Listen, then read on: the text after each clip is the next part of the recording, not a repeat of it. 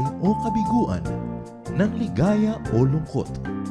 Kaya marapat lamang na tanggapin si Jesus bilang tagapagligtas at Panginoon. At matapos yun ay panariwain ang katapatan at paglapit sa Kanya bawat araw o day by day. Ang day by day ay naglalayong umalalay sa pang-araw-araw na pamumuhay. Narito po si Kuya Ed Lapis sa mensaheng pinamagatang What do you want?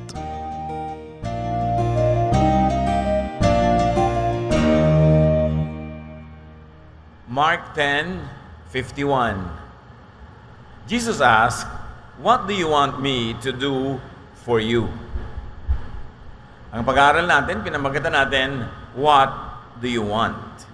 Ano ba talaga ang ibig mo? Salamat, Panginoon, dahil sa pagpapahiram niyo sa amin ng buhay, lakas, at salamat sa mga binibigay niyo sa aming pag-asa, Panginoon. Pakalinisin niyo po kami at ngayon, pakatalinuhin niyo kami. Maunawa namin ang mensahe niyo, maipamuhay namin, at dahil dito kami, Panginoon, ay magkaroon ng buhay na mas matiwasay, mas masaya, mas payapa, mas mabunga, at mas malapit sa inyo. Father, bless us with a message that will give us practical lessons in our daily life. We seek you, we thank you, asking you for your blessings.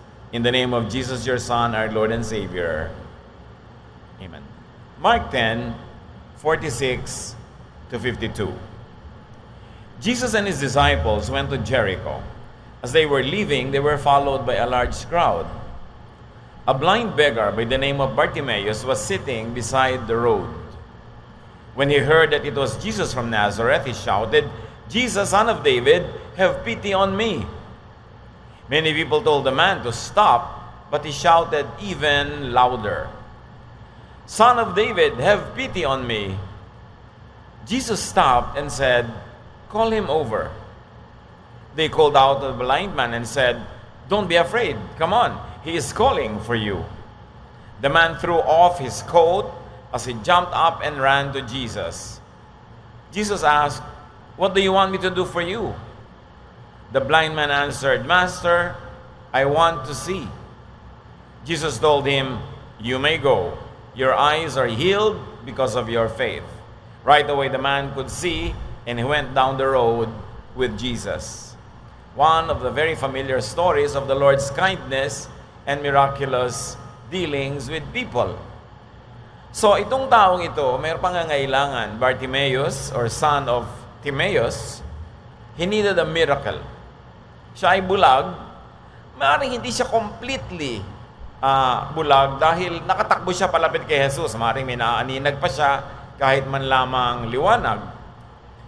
And his request was for pity. Kahabagan. Hindi ko deserve, habag lang, awa lang. And look at the invitation of Jesus, call him over. Dahil siya nagsisigaw.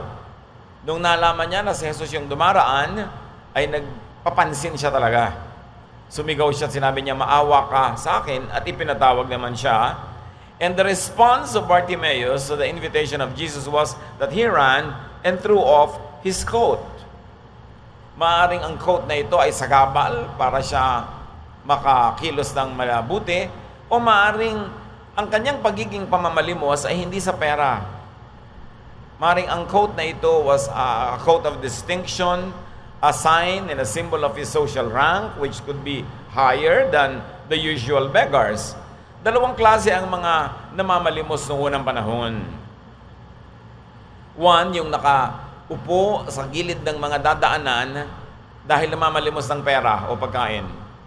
At meron naman na namamalimos doon, hindi ng pera o pagkain, kundi ng himala o pagpapagaling, dahil inaasahan nila na one of these days, may dadaan na godly person patungo sa dambana para sumamba, para magdasal sa mga bahay dalanginan, at inaasahan nila na sa pamamagitan ng holy or godly person na ito, sila ay mapapagaling. Kaya pwedeng namamalimos ka ng pera, pwedeng hindi. Pwedeng iba ang iyong inaantay at hindi ka naman talaga mahirap.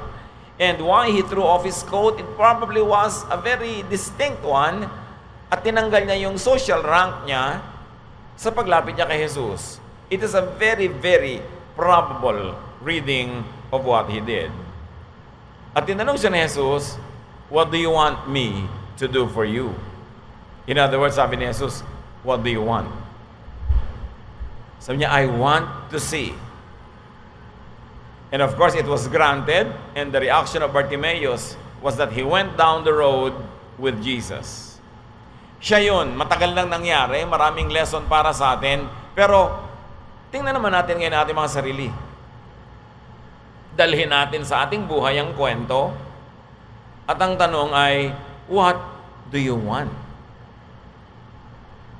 This is the sweetest question to hear. Kayo mga mag-asawa dyan, natatanong ba kayo ng inyong kabiyak, what do you want? O laging napapagalitan kasi dahil sasabihin niya, this is what I want. At hindi yun ang naibibigay sa kanya. The sweetest question to ask and the sweetest question to hear is, what do you want? Ayaw niyo bang marinig yon? Di ba ang sarap marinig, what do you want? Lalo na kung ang nagtatanong, alam niyong may pagmamahal at may kakayanan na ibigay kung ano yung gusto niyong ibigay. Ang question na ito is the other person-centered. This is not self-centered. You never ask, what do you want, when you are selfish. You always say, this is what I want. At kaya maraming magkakaibigan, mag-asawa, magkakasama ang nagkakahiwalay dahil ang tanong is, this is what I want, give it to me or will you not? Pero pag sinabi sa iyong, what do you want? Titibay lagi ang samahan pag ano ng tanong, lalo't hindi biro at hindi pang-aasar lang, kundi talagang itinatanong mo, what do you want?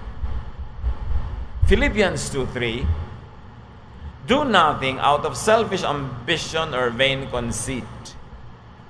Rather, in humility, value others above yourselves, not looking to your own interests, but each of you to the interest of the others. Ito yung tanong ni Jesus na what do you want? Sabi, huwag kang gagawa ng anumang bagay na makasarili at para sa sarili lamang.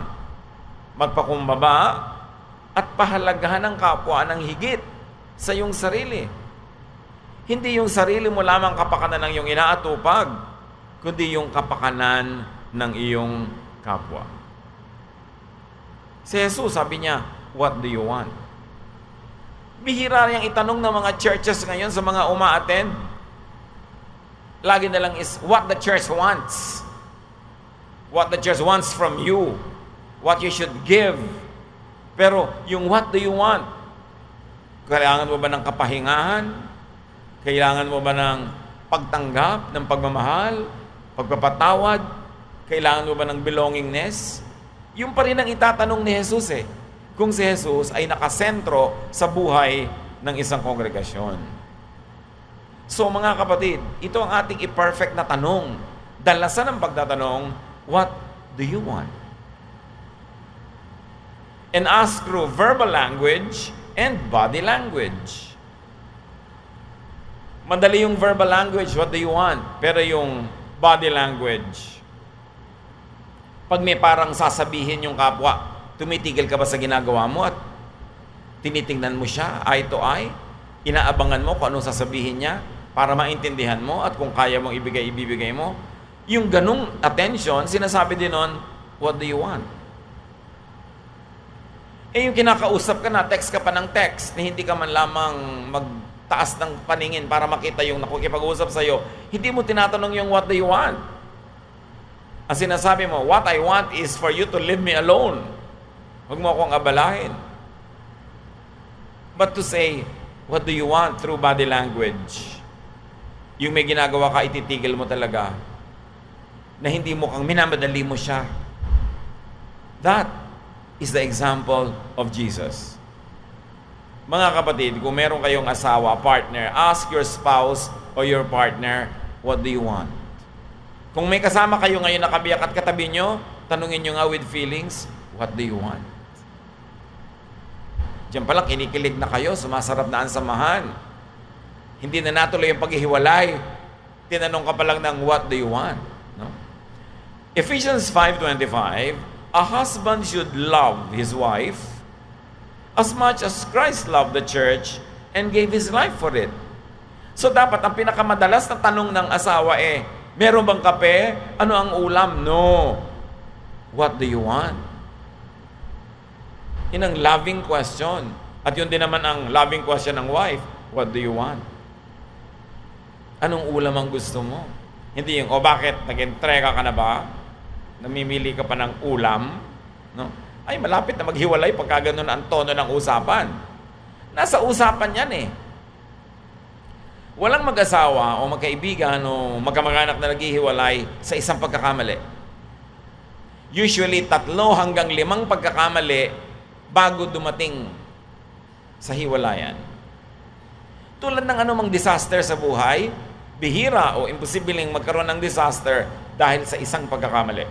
Pag nagkaroon kayo ng disaster sa buhay, i-trace nyo kung ano yung 3 hanggang 5 steps that brought you there.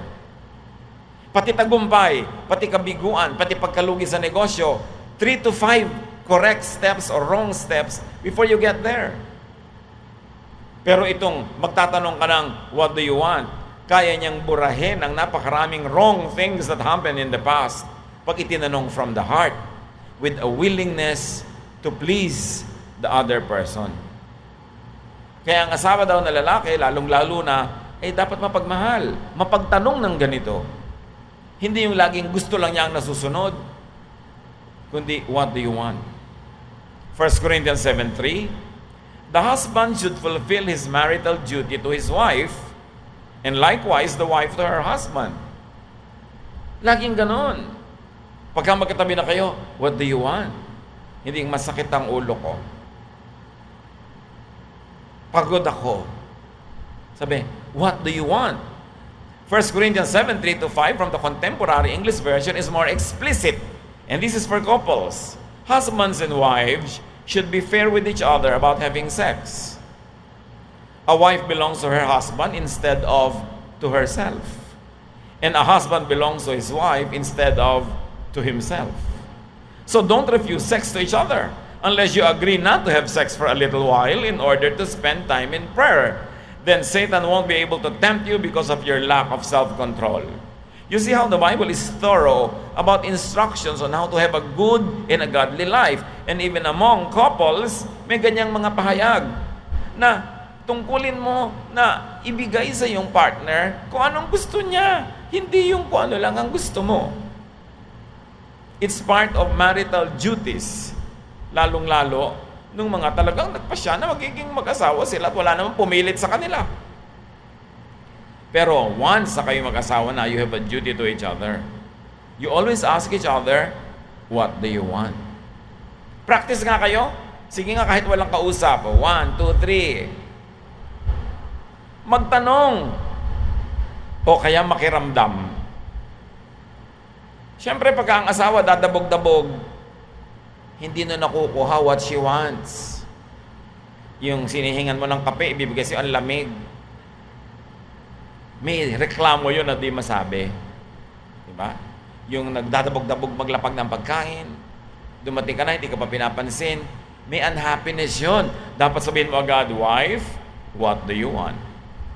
At alam na naman si wife, pagka masaya, ang aga-aga magluto, kakanta-kanta, parang ibong huhuni-huni, lahat ng ginagawa masarap pag masaya.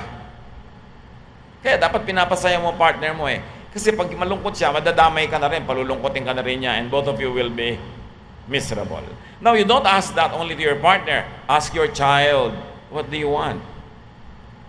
Mamimili siya ng kurso. Dapat tanungin mo siya, what do you want? Hindi yung anak, this is what I want.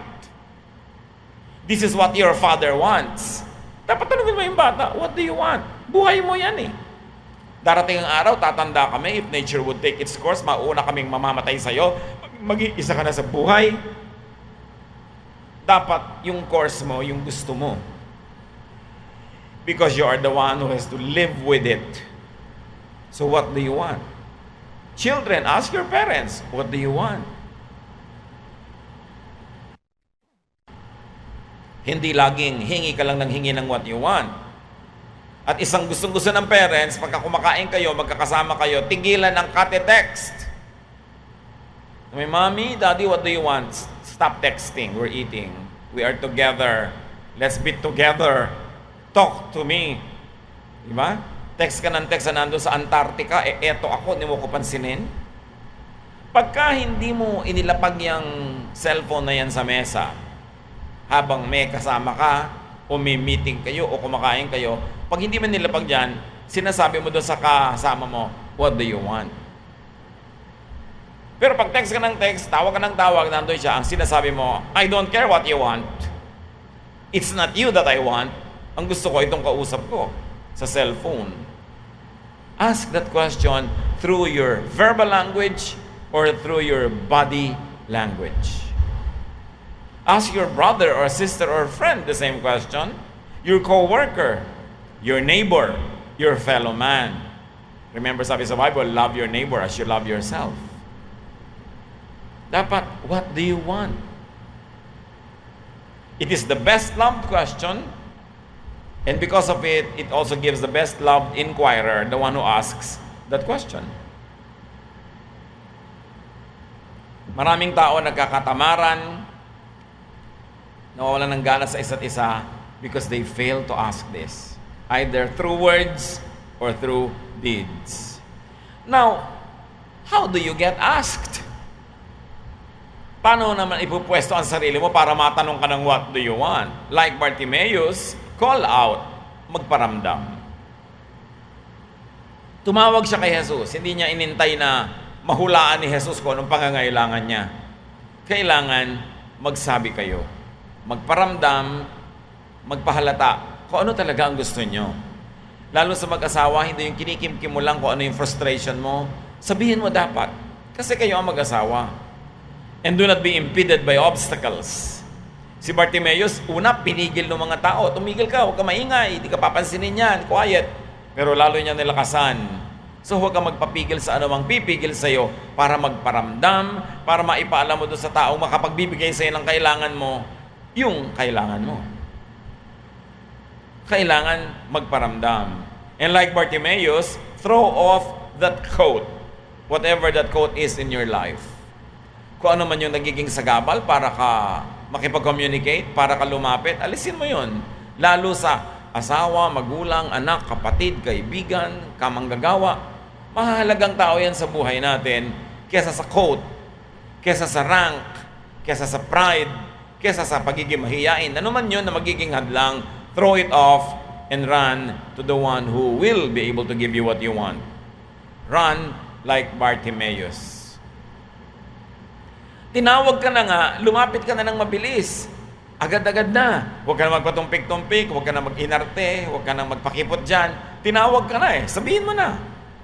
So pagka tayo may pagkakataon, dapat kumibo na tayo. Kasi kung minsan, lumalampas yung pagkakataon, tapos tayo masama loob, di ka kumikibo, nagmumukmuk ka dyan, naniwalang kamalay-malay yung tao na meron ka palang dinadala sa iyong sarili. Now, how do you respond when asked, what do you want? Like Bartimaeus, answer to the point. Briefly and clearly. Sabihin nyo talaga kung anong gusto nyo. Lalo't tinanong na kayo. Huwag nang magpaligoy-ligoy, huwag nang bumugtong-bugtong dahil baka hindi masagot ng tama, ikaw na naman yung lugi. Matthew 6:7, when you pray, don't talk on and on as people who don't know God. They think God likes to hear long prayers. So in other words, be brief and to the point. Kung sa Diyos nga, gusto ng Diyos, be brief and to the point. Kahit God is timeless. Lalo ang tao, pag natanong ka na, what do you want? Sabihin mo na sa malinaw na paraan na hindi magkakaroon ng double meaning. Same when being asked. Be brief. Matthew 5:37, say only yes or no. Anything else comes from the devil. Ibig sabihin, direct. Ito ba gusto mo? Ito bang ayaw mo? Direct. Huwag mo nang guluhin kasi yung it comes from the devil, nakaka-confuse. Nakaka-create ng gulo lang. Mas mabuti ng diretsahan. Now, how do you react to the favor when you are given what you want? Like Bartimaeus, be grateful. Paano ipinakita ni Bartimaeus ang kanyang gratitude? He went down the road with Jesus.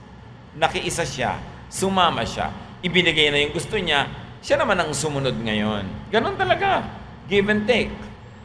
Pag natanong ka what you want, either verbally or through body language, and what you want is given you, you've got to return the favor. Kailangang siya naman ang tanongin mo, what do you want? At kung pwede lang sigurong tinanong ni Bartimaeus, well, thank you, nakakita na ako. Now, Lord Jesus, what do you want? And Jesus says, follow me. And he followed. Pagka ang inyong asawa, anak, magulang, kapatid, kaibigan, binigay na kayo ng gusto nyo, it's now your turn na ibigay ang gusto niya. Kasi pag ibinigay niya naman ang gusto niya, gaganahan siya. Sabi niya, wow, I am being rewarded for giving him or her what he or she wants. Now I'm going to give her again another thing that she wants. And then ikaw naman, ibabalik mo uli, you outdo one another in doing good. Gaano karaming taong mapagbigay, ang sa sunod-sunod na pagbibigay niya, di man lang napasalamatan, di man lamang na-encourage, hindi man lang napagbigyan din, ang nawala na ng gana at tinamad na magbigay. Gaano karaming tao ang mabait nung simula, natanggal na yung bait dahil sa kapal ng mga humihingi sa kanya. Dahil hindi nagbabayad ang mga umuutang, dahil hindi nagpapasalamat ang mga tinutulungan, at hindi ginagantihan ng mabuti ang kanyang kagandahang loob, marami, tumitigas na rin ang puso. Kagagawa na rin ng mga hindi marunong mag-return ng favor. So be grateful and express your gratitude. Lalo sa mag-asawa, madalas nakakalimutan na yung thank you. Dapat thank you lagi. Thank you. Salamat. Hindi natin nire-reserve yung ating best attitude and etiquette to outsiders. You give it to the one who shares your life. Yung pagka natumba ka, tatayo ka niya, at pag namatay ka, ililibing ka niya, sa kanya ka dapat pinaka-polite. Sa kanya ka dapat pinaka-mabait. Kasi maraming kabutihang nangyayari sa iyong buhay dahil lang sa kanyang kabaitan.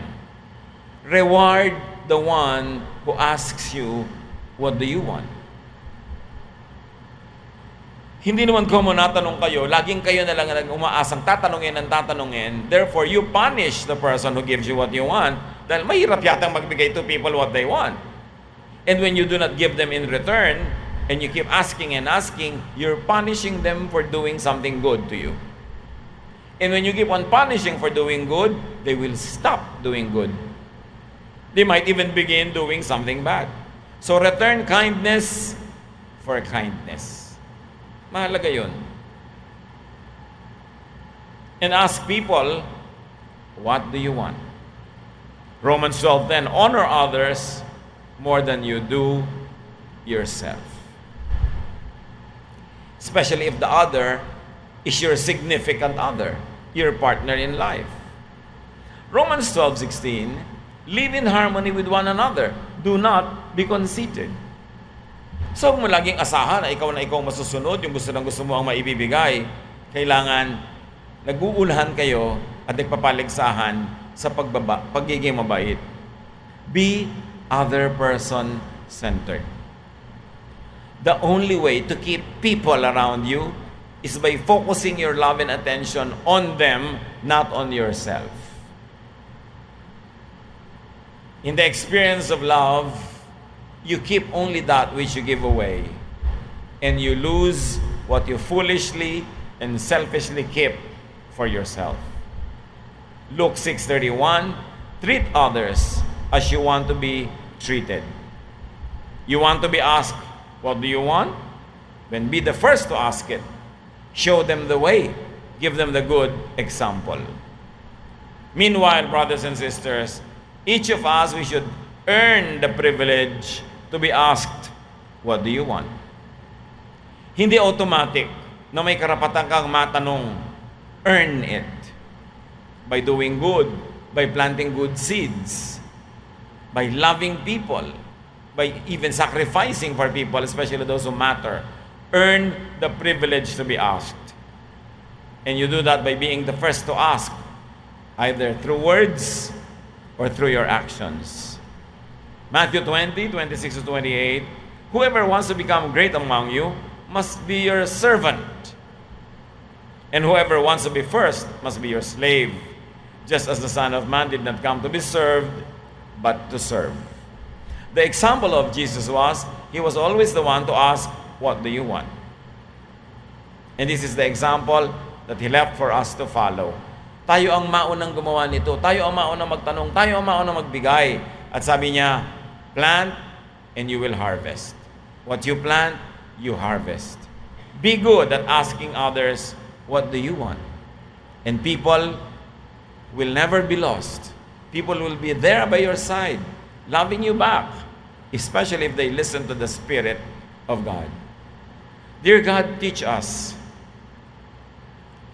to be more considerate, to be more thoughtful, to be more sensitive, especially to people who share our lives. Na maging mabait kami, mabuti, mapagtanong, mapagbigay, mapagparaya sa mga taong kasalo namin sa aming buhay. Imulat mo ang aming mata sa aming mga selfishness. Ipakita mo sa amin kung saan kami pwede mag-improve, O Lord.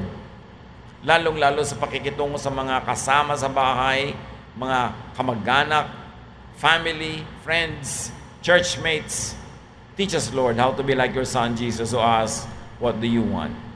Pagbulay-bulayan natin ang kahulugan nito.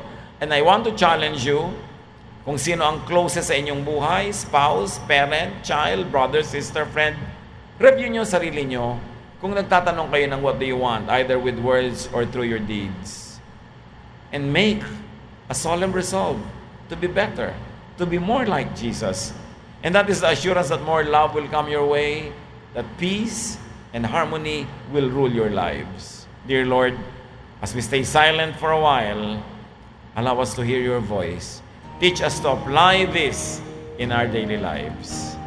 Be with the Lord in silent reflection.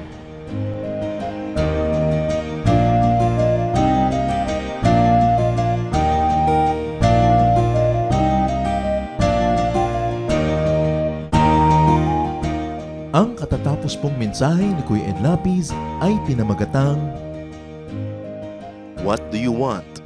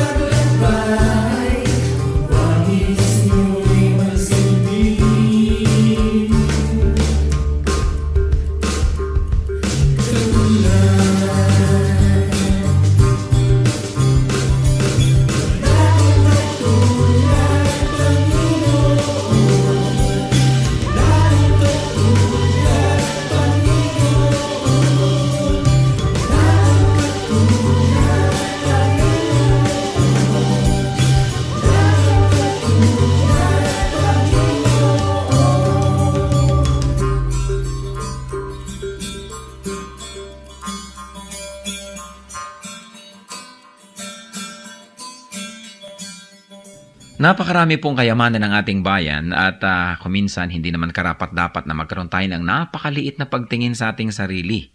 Nangyayari lang yon kung hindi natin kilala ang ating nakaraan, hindi natin kilala ang mga kayamanan ng ating bayan na nagpapaganda sa atin pong lahi. Kaya naman dapat natin kilalanin ang nakaraan, ang kasaysayan, at ang mayayamang mga pamana sa atin ng ating mga ninuno. Ang mga hiyas po ng ating lahi, ang mga kayamanan ng ating bayan ay binubuo ng maraming bagay. At isa na rito ang musika. Ang musika ay salita daw ng kaluluwa. Ang musika ay napakabisang paraan upang ipahayag ang ating damdamin, ang ating mga pangarap at ang ating mga pagpapahalaga. Sa Pilipinas po, ang musika ay paraan ng pagpapahayag ng mga espiritual na bagay. Ang mga Pilipino kapag gumagawa ng musika kadalasan ay upang sumamba. Kaya tayong mga Pilipinong Kristiyano ay dapat lamang na mag-aral ng mga tugtog ng ating bayan at gamitin naman natin ito sa pagsamba sa Panginoong Hesus. Dapat nang bawiin ang musika ng Pilipinas mula sa kung ano-anong mga paggamit na hindi ayon sa kalooban ng Panginoon. At ito naman ay dapat ialay sa paanan ni Hesus upang lalong makadagdag sa marami, makulay at magagandang paraan ng pagpapahayag natin ng ating pananampalataya. Ang musika ng bayan, hiyas ng lahi, hiyas ng bayan. Narito at ating pakinggan ang mambayo, mga tunog ng pagbabayo ng palay na may kasamang mga awit mula sa mga kalinga.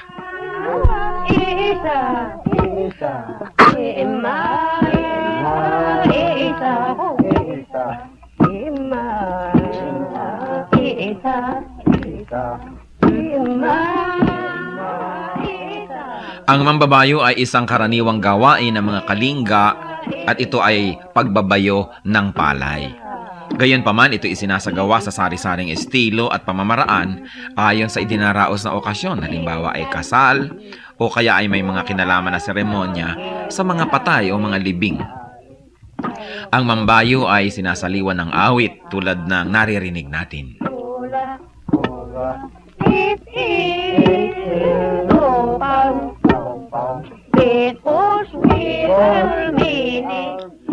Ang sinasaliwan ng awit na pagbabayo ng palay ay ginagampanan ng 8 kababaihan at sinasagot naman ng mga kalalakihan.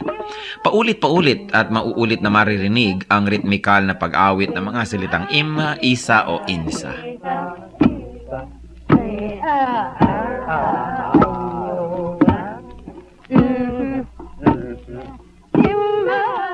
Kasabay nito ang kanilang pagbabayo. Anong ibig sabihin ng ganitong uri ng pagbabayo? Pagbabayo ng palay na hindi lamang ang dahilan o ang gustong mangyari ay makapagbayo ng palay, ito rin ay isang bigkis panlipunan. Sa pagbabayo, makikita ang tulungan, pakiramdaman, pagsasaya. At makikita natin ang pagiging dakilang mga musikero ng mga Pilipino na maging sa pagbabayo ng palay, gumagamit sila ng musika, hindi lang upang sila ay malibang at pagaanin ang trabaho, kundi patuloy na ipahayag ang kanilang nadarama. Sa mga Katagalugan at sa mga nasa kapatagan ng Luzon, uso rin ang bayuhan, lalo ang pipigan. At kadalasan, yung halo na ipinangbabayo ng pinipig, inuukit pa ang loob nun at nilalagyan ng parang bolang kahoy sa loob na habang nagbabayo, kakalog-kalog naman ang bolang ito at gumagawa na naman ng isang ritmo.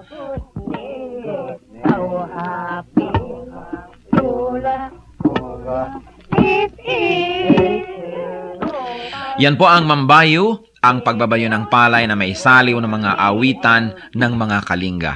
Ano po ang maaari nating matutunan sa kayamanang ito ng ating lahi? Na ang bawat gawain natin ay maaaring saliwan ng musika.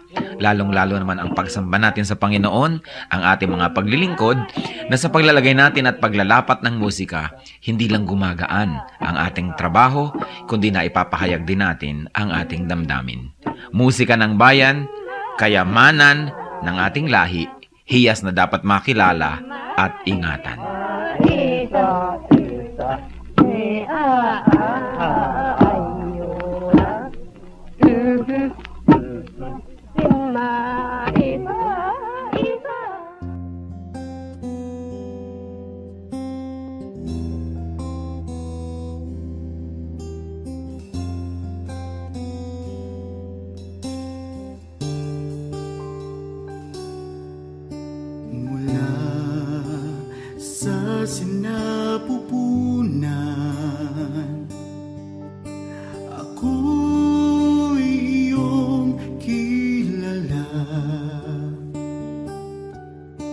Wala na ngang iba, sa inyo'y hihigit pa.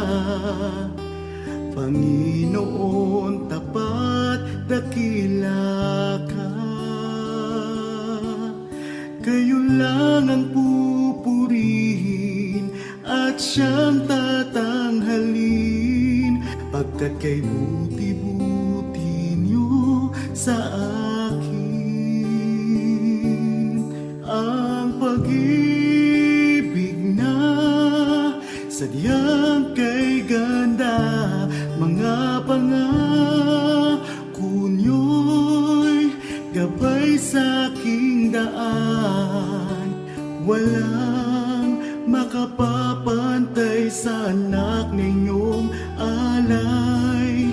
Ang pag-ibig niyo'y sapat kailan pa man.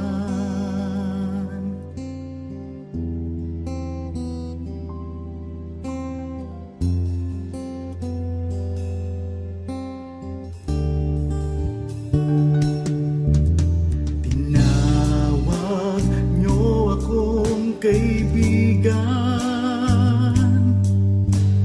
kahit na ako ay pariwara.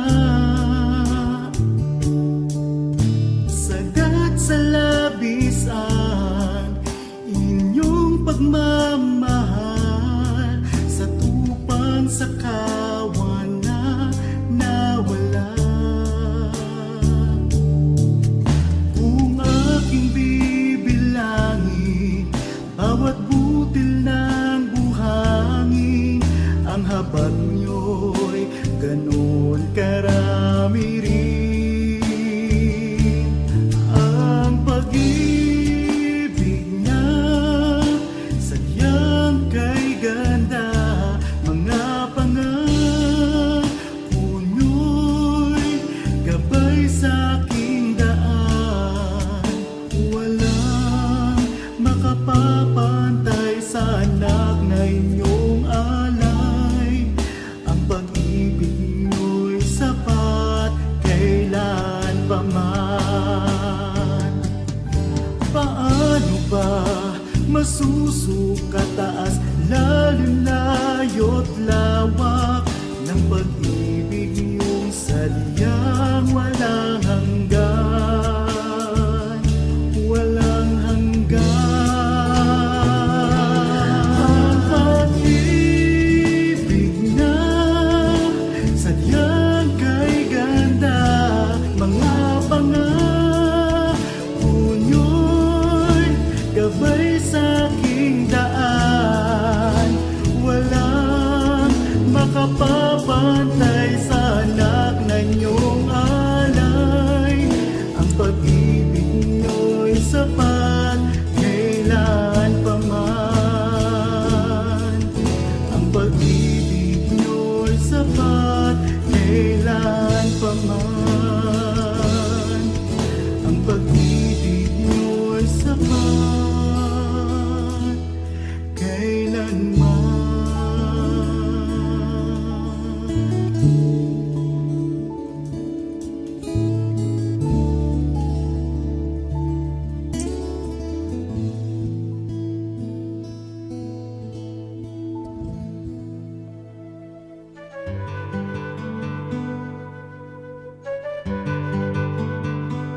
Saan galing ang salitang kundiman? Yung kundiman naging generic name para sa mga isang uri ng musikang Pilipino na usually yan ay hinuhugot talaga sa kaluluwa yung tunog at talagang matatouch ka. Halimbawa, ang bayan ko is a form of kundiman. Pag kami kundiman kasi napapaiyak ka, kinakanta mo pa lang kasi talagang galing sa kaluluwa mo yung musicality. Ngayon, yung kundiman na yan ay isa sa mga phrases na laging inuulit ng mga nanghaharana ng araw. Sinasabi lang, kundi man ako karapat dapat ibigin, kundi man ako magandang lalaki, kundi man ako mayaman, ay tapunan mo man lang at palimusan ng kahit konting pagtingin. So yung pagsasabi ng kundi man ay isang pagpapahayag ng ating kababaang loob. Hindi tayo presumptuous, we're always self-effacing, At nadidinig ng mga pare sa kanilang mga konbento yung mga word na phrase na kundiman na laging inaawit ng mga Pilipino. Kaya ang tawag nila, ano ba yung kundiman na yan? Arestuhin, ang iingay-ingay yung nagkukundiman. So naging tawag na yun sa uri ng isang katutubong musika natin.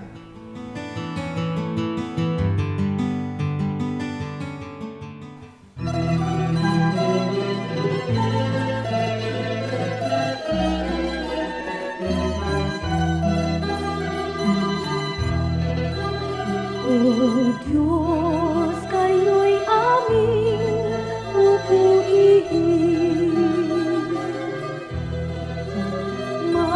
Marapat na ito'y aming gawin. Ang inyong gawa sa amin ay namamasdan. Tunay na dapat kang papurihan.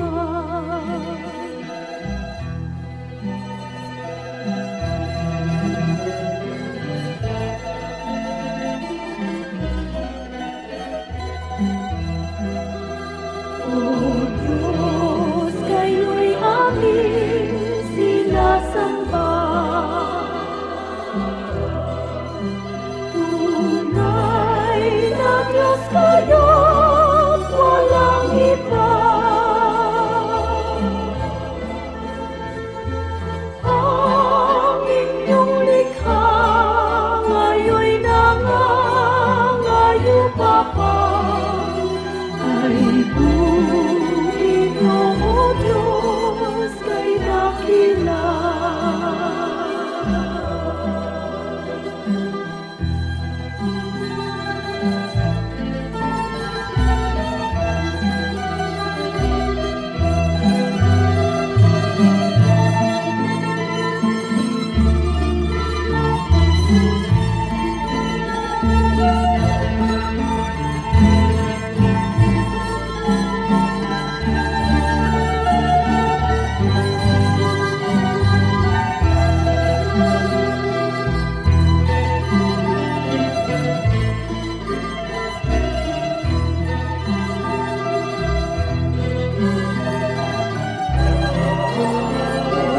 Diyos, kayo'y aming aawitan. Nang awit na sa puso'y sumiran. Awit ng papuri at awit ng paggalang.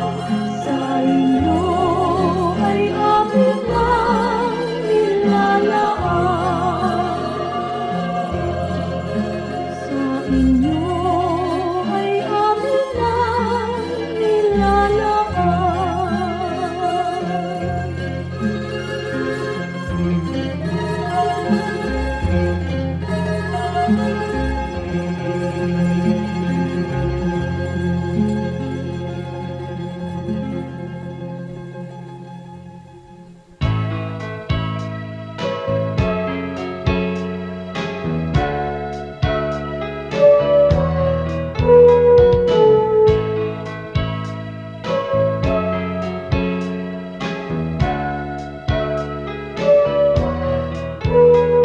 Ikaw ang aming nakikita sa kanilang mukha. Kaya ang mabuting balita binabahagi sa mga dukha. Ngunit paano nilang masisilayan ang habag at pag-ibig mo? Kung hindi mapatutunayan sa aming patotoo. Kaya kung paano mo kami kinalingan, kung paano mo kami minahal, sa aming buhay nawa ay magbunga ng pagtityaga at pagpapagal sa aming kilos, salita at damdamin. Maranatha.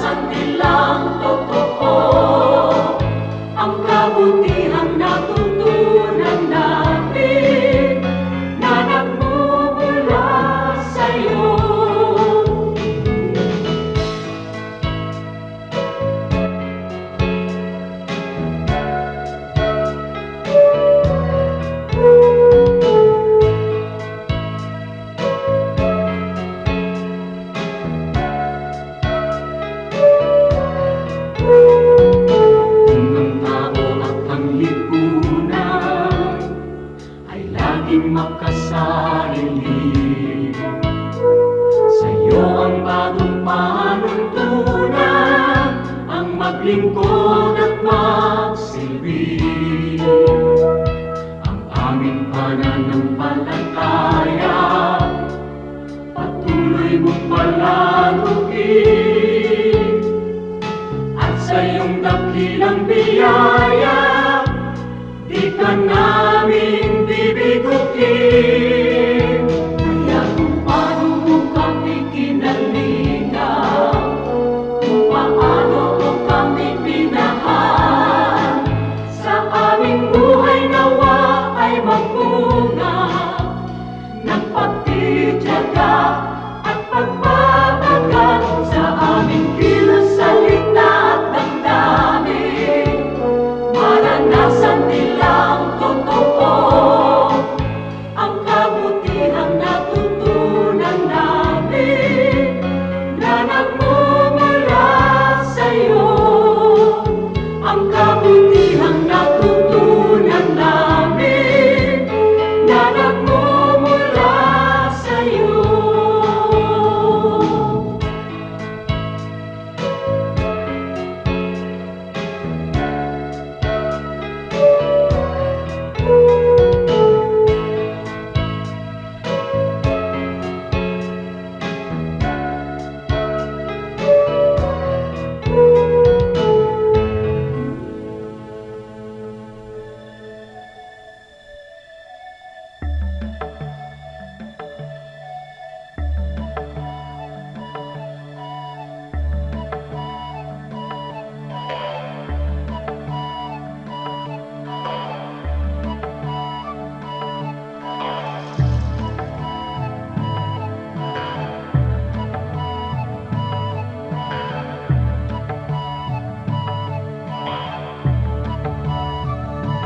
Sa pagsikat ng araw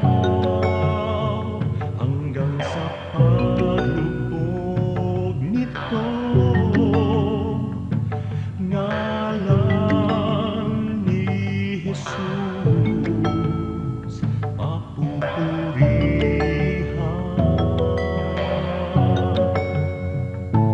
Sa pagsikat ng araw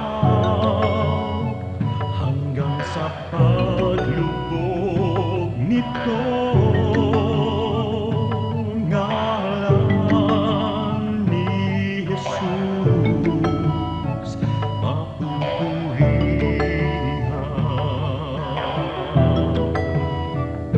Sambahin ka, O Diyos.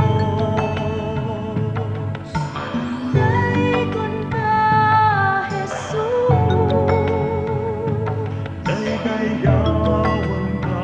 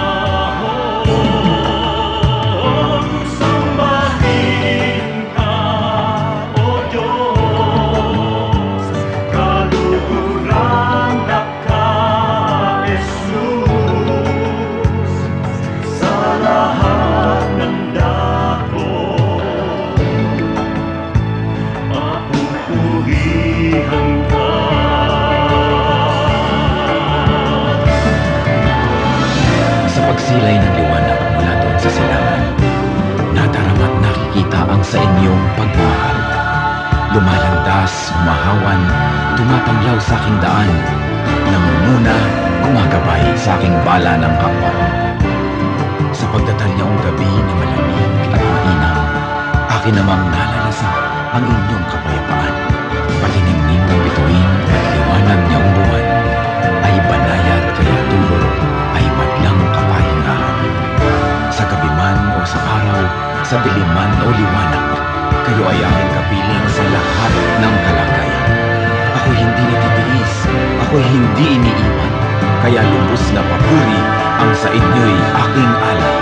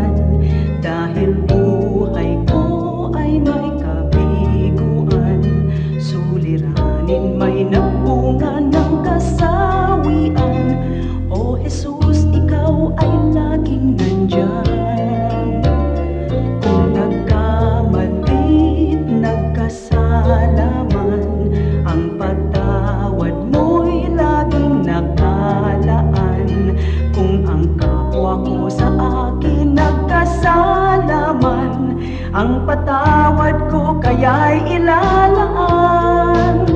Ang kabaitan mo ay dapat mong tularan sa buhay ko. Ang kabaitan ko, biyaya ng Espiritu, kabaitan ko.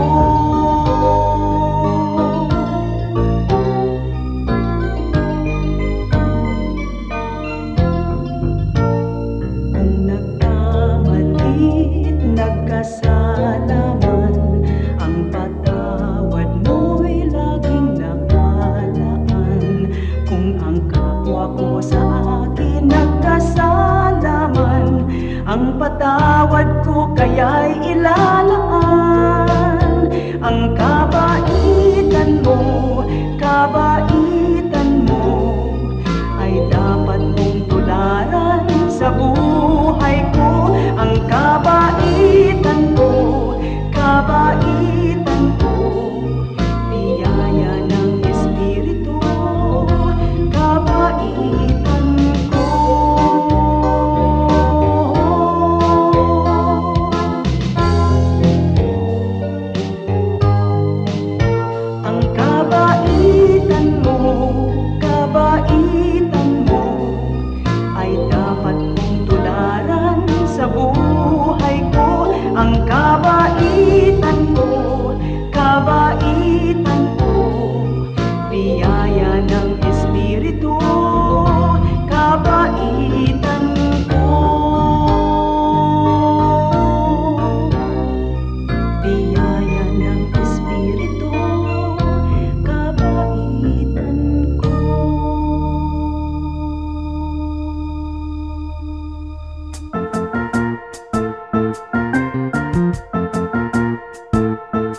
Oras na po para pansamantalang magpaalam ang programang Day by Day.